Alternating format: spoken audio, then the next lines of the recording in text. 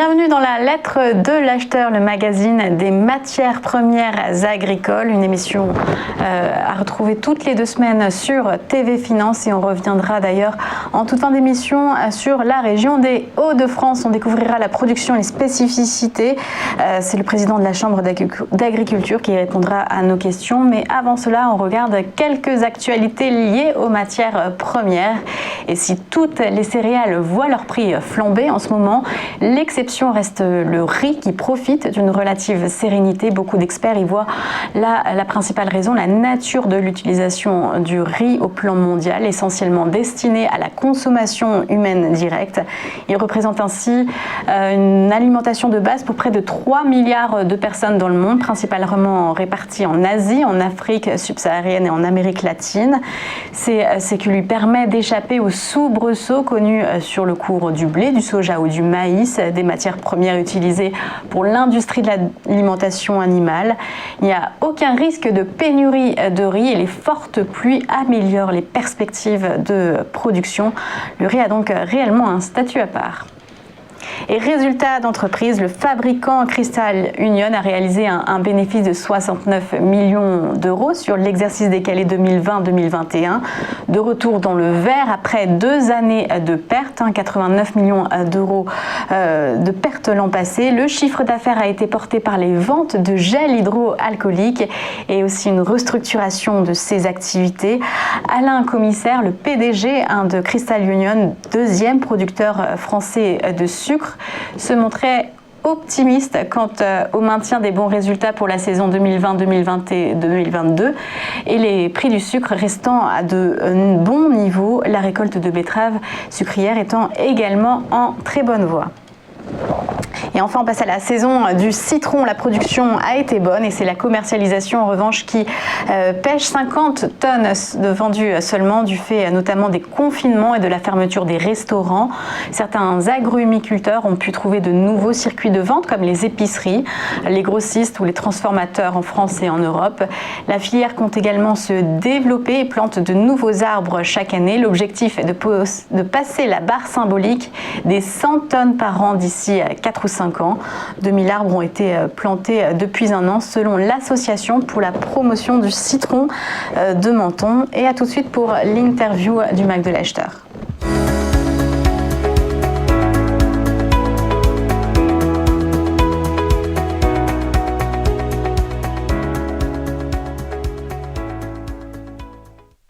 Et l'interview du Mag de l'acheteur, elle est comme promis direction le Nord dans notre tour de France des régions. Donc on s'intéresse donc à la production nordique avec notre invité Olivier Dauger, président de la Chambre d'agriculture des Hauts-de-France. Bonjour monsieur. Bonjour. Merci d'être avec nous. Alors présentez-nous un peu votre région des Hauts-de-France. Quelles sont les spécificités agricoles ? L'agriculture de la région des Hauts-de-France est particulièrement diversifiée. Elle est souvent vue comme une région de ce qu'on appelle les grandes cultures, mais finalement on a encore beaucoup d'élevage, plus de 40% des exploitations. On répond en même temps au circuit court avec des grosses métropoles comme Lille, Paris pas très loin, et puis on a ce qu'on appelle une agro-industrie autour d'usines type Bonduelle, McCain ou autres qui sont bien implantées dans nos régions et dans la Belgique voisine, qui permet aux agriculteurs donc de pouvoir répondre à différents marchés. Tous courts, parce que quelque part, même quand ça passe par une usine, ça peut être des marchés courts, mais de différents débouchés possibles. Et quels ont été les impacts que vous avez mesurés de la crise du confinement ? Est-ce que ça a amélioré les ventes d'agriculture bio, par exemple ? Oui, alors là, ça a déstabilisé un certain nombre de filières. Je prends l'exemple des frites. On a arrêté de manger des frites il y a 1 an pendant 2-3 mois parce qu'on n'allait plus au restaurant ou dans la restauration hors foyer. Donc forcément, on s'est retrouvé avec 1,5 million, 2 millions de tonnes de pommes de terre à frites qui n'avaient plus preneur. Par contre, il y a un certain nombre de secteurs qui ont aussi entre guillemets profité. Vous parliez des produits biologiques, mais les circuits courts au sens large ont eu un boom au printemps dernier. Donc voilà, c'était plus pour l'agriculture des filières déstabilisées qu'une véritablement crise profonde liée à la Covid, parce que il faut manger. Et parce que le président de la République avait dit que l'agriculture était un des maillons essentiels du passage de la crise, ce qui est vrai. On a pu produire, on a pu travailler et on a pu offrir aux gens des produits alimentaires tout au long de l'année comme d'habitude. Oui, un élément de la souveraineté alimentaire. Et alors, vous faites en ce moment des séries de tests sur le bio. Alors, expliquez-nous en quoi ça consiste et quel est l'objectif ? L'objectif, c'est comme toute filière, la filière biologique a besoin de se développer. Mais elle a besoin aussi d'avancer, je dirais, pour se développer, aussi bien en termes de structuration du marché, parce que elle était développée plus sur les marchés en tant que tels, sur les AMAP, les marchés. À partir du moment où elle se développe en volume, il faut qu'elle puisse rentrer dans des systèmes plus structurés, notamment pour répondre aux besoins des collectivités, mais aussi des grandes surfaces, même si ça plaît pas toujours. C'est quand même là que les Français vont acheter quand même leur alimentation. Donc, si on veut augmenter, il faut aussi passer par ce genre de choses. Et puis, il y a besoin aussi d'améliorer, je dirais, comme tout système de production, la technique pour permettre d'avoir une production la plus régulée possible, je dirais, et puis la meilleure production possible tant en quantité qu'en qualité pour répondre aux besoins du marché. Donc c'est une évolution avec le développement de nouvelles filières, parce qu'en biologique, en production biologique, il faut faire ce que l'on appelle des assolements longs, c'est-à-dire d'avoir un certain nombre de cultures sur son exploitation. Donc il faut aussi au niveau technique permettre à ces nouvelles filières qui s'installent d'être économiquement viables, aussi bien par rapport au marché que par rapport à la façon de les produire. Oui, comme partout, il faut continuer d'innover. Et alors, dans votre région, dernière question, est-ce que vous avez assez de main-d'œuvre ? Parce qu'on parle beaucoup dans votre secteur quand même d'un déficit de ressources humaines, notamment. Oui, alors on est moins touché sans doute que les régions du Sud qui sur les fruits et légumes ont des besoins très importants. On a des besoins.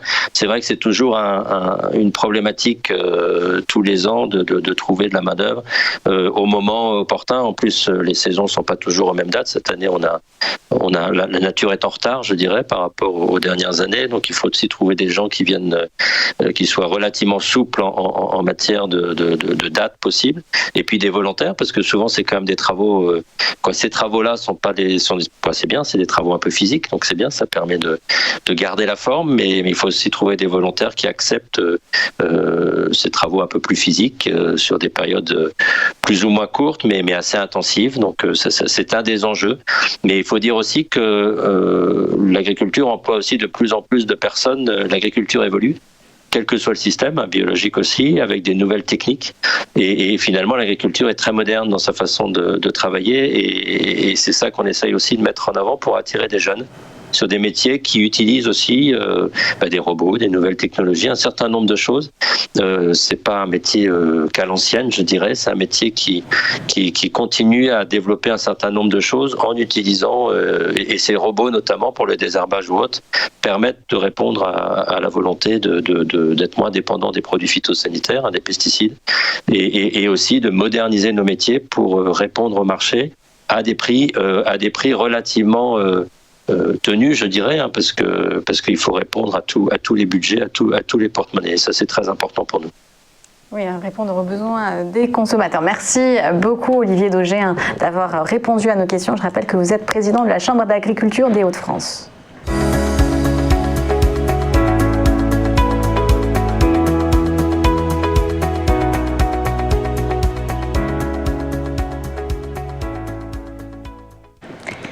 Et les matières premières agricoles, ça se passe aussi sur les marchés financiers. C'est pourquoi on en parle avec notre analyste Mathieu Driol. Bonjour Mathieu. Bonjour Aude. On va regarder le cours de deux commodités et on commence avec le soybean oil. Oui, on en a déjà parlé à plusieurs reprises de la hausse assez incroyable de toutes les céréales, et au sein de ce compartiment de marché, l'huile de soja a un parcours vraiment exceptionnel. Ce qu'il faut se dire, c'est que au milieu d'année 2020, en mars, eh bien, ça traitait $25 et que la semaine écoulée, on a quasiment atteint les $72 au plus haut. Un mouvement particulièrement remarquable et violent. Ce type de mouvement, il est très compliqué d'en trouver la fin. On voit en fait dans la hausse actuelle une véritable accélération. Autant la jambe du début d'année était relativement bien construite et on a trouvé, vous voyez, vers avril un sommet aux alentours des 55. Autant depuis le retour sur le support majeur à 49,58, eh bien le mouvement a encore trouvé la force d'accélérer et on constate depuis 3 semaines maintenant la mise en place d'une forte volatilité. C'est assez typique de la formation d'un plus haut, d'un sommet local. Alors, attention, le problème, c'est que lorsque l'on rentre dans ce type d'accélération et de mouvement avec beaucoup de volatilité, il est quasiment impossible de trouver le sommet réel. Alors, j'ai des niveaux de résistance qui datent de 2008, qui sont un petit peu éloignés, 70,31, 72,69 et puis 76,60. Ce que l'on peut faire en fait dans ce type de situation, c'est de gérer par le bas, c'est-à-dire de trouver le support dont la rupture viendrait, on va dire, mettre un terme au moins temporaire à ce type d'accélération. Ici, le niveau à surveiller en tant que support, c'est l'ancien niveau de résistance majeure aux alentours des 61. Vous voyez, ça avait été le bas des 2 dernières semaines de correction et c'est un mouvement c'est un niveau sur lequel on a pris appui cette semaine pour redéclencher une phase d'accélération. Donc, une impulsion spectaculaire qui se poursuit, dont il est très difficile de trouver le plus haut. Lorsqu'on rentre dans ce type de bulle, en fait, on peut aller à peu près n'importe où. Voilà, tout simplement. Il faut se dire que c'est très haussier et qu'il faut surtout ne jamais se mettre en face d'un mouvement comme celui-ci. Gérons ceci par le support. C'est 61 qui est à surveiller. Et du soja, on passe au colza. Alors, est-ce que c'est la même flambée des cours ? Pas la même proportion, mais la vitesse y est aussi. On constate effectivement cette très forte phase d'accélération depuis le retour qui a été très violent d'ailleurs sur le support majeur, ce support devenu majeur maintenant à 440. On a défini la semaine dernière en mèche un niveau intermédiaire à 490,75. On n'est pas encore sur les mêmes multiples que l'huile de soja. Néanmoins, on est sur un mouvement qui se développe. Il ne faut pas oublier que le colza est sorti en début d'année par le haut d'un intervalle de consolidation qui avait plus de 5 années de longueur. Lorsqu'on sort par le haut de ce type de plat, on assiste généralement derrière à un emballement.